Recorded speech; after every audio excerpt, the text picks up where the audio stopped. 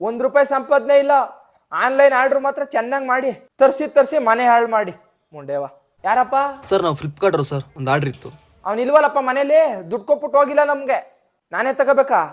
ಹಿಂಗೆ ಆರ್ಡ್ರ್ ಮಾಡಿ ಹೊಂಟೋಗ್ಬಿಡೋದು, ನಮ್ಮ ಜೀವ ತಿನ್ನೋದು. ಆಮೇಲೆ ಇವ್ರು ಬಂದು ನಮ್ಮ ಜೀವ ತಿಂತಾರೆ.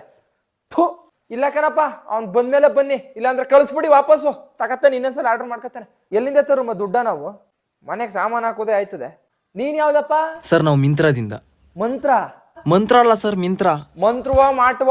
ಅವನೇ ಇಲ್ವಲ್ಲ ಮನೇಲಿ, ಎಲ್ಲ ಹೋಗೋನೆ ತಿರ್ಗಾಡೋಕೆ. ಇಲ್ಲೇ ಅಂಗಡಿಗೆ ಹೋಗಿ ತಗೊಳ್ಳೋದು ಬಿಟ್ಟು ಆನ್ಲೈನಲ್ಲಿ ಆರ್ಡರ್ ಮಾಡ್ಕೊತವೆ ಬಟ್ಟೆಯ. ಕಣ್ಣಿಗೆ ಬೇಕಾದಂಗೆ ತಗೋಬೋದಪ್ಪ ಅಂಗಡಿಲಿ. ಆಮೇಲೆ ದೊಡ್ಡದು ಚಿಕ್ಕದು ಅಂತ ಮನೆಗೆ ತರಿಸ್ಬಿಟ್ಟು ತಿರ್ಗಿ ವಾಪಸ್ ಕಳಿಸೋದು.